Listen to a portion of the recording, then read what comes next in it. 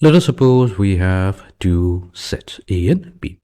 We're going to consider the set A with elements A, comma B. That means there are two elements of the set A. And we're going to consider another set B with three elements. Let's say the elements being 1, 2, and 3.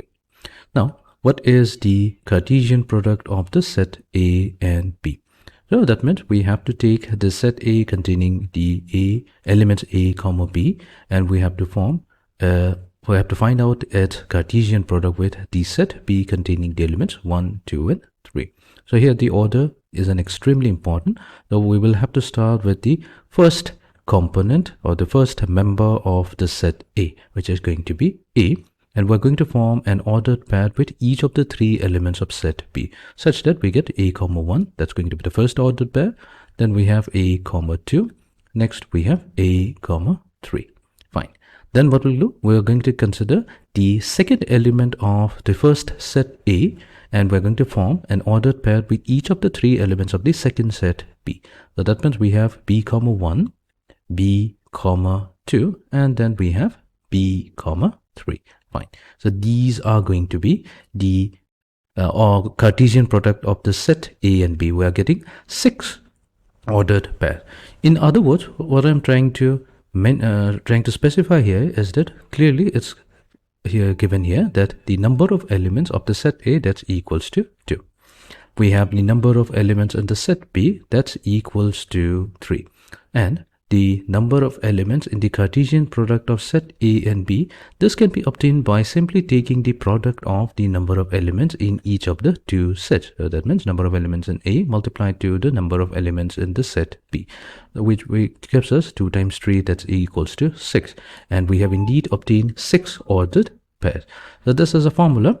So finding out the total number of ordered pairs that are formed when we take the Cartesian product of two finite sets. Now clearly A and B are two finite sets here. What about if both of them are infinite or one of them is infinite? So if A or B or both, if A or B or both are infinite, then in that case the number of elements of the Cartesian product of A and B, so that's also going to be an infinite number. So it's going to give us an infinite number of ordered pairs.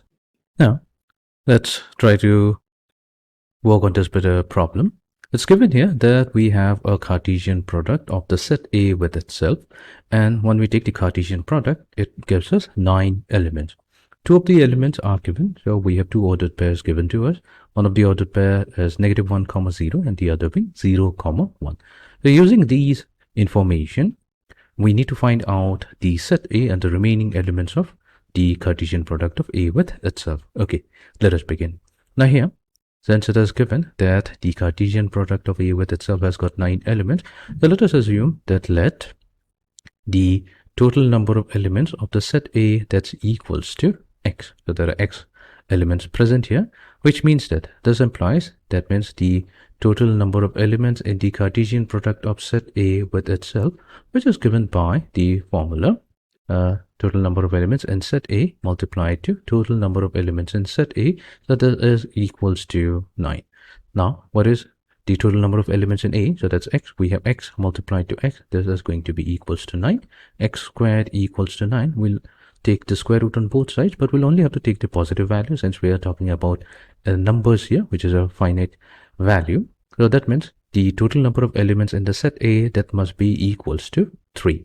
Okay, so we have to find out 3 elements. Now in the problem itself, it's given here that -1. So let's write it down. It's given here that -1, 0. This belongs to the Cartesian product of A with itself. Now what does it mean? So this simply means that if we consider the first member or the first element -1, that must belong to the set A. And if we consider the second member, which is 0, that is going to belong to the second set of the Cartesian product, which is also going to be A. Fine. And then we have the other ordered pair, which is 0, 1.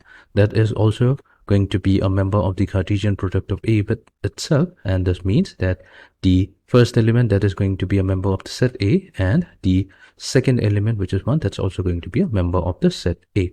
Now, when we combine these two results, we are seeing that we are getting 3 unique elements, -1, 0, and 1, that belongs to the set A.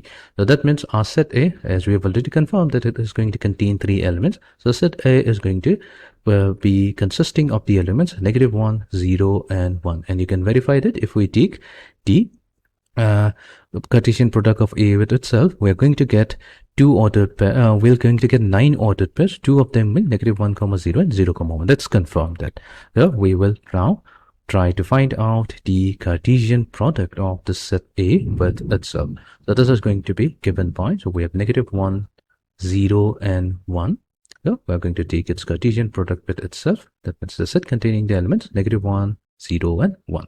So this is going to give us, so what we'll do, we are going to start with the first element of the first set, which is -1. And then we're going to form the Cartesian product, Cartesian ordered pair with each of the 3 elements, -1. Then we have -1, 0, -1, +1. Next, we're going to take the second element of the first set A, and we're going to form the ordered pair with each of the 3 elements of the second set. We have 0, -1. Next ordered pair will be 0, 0. Third one will be 0, 1. And finally, we're going to consider the third element of the first set A, and we're going to form the ordered pair with each of the remaining, which of the 3 elements of the second set. So we have 1, -1, 1, 0, and 1, 1. And we can observe here that there are clearly 9 elements, or we can say 9 ordered pairs that can be obtained by taking the Cartesian product of A with itself.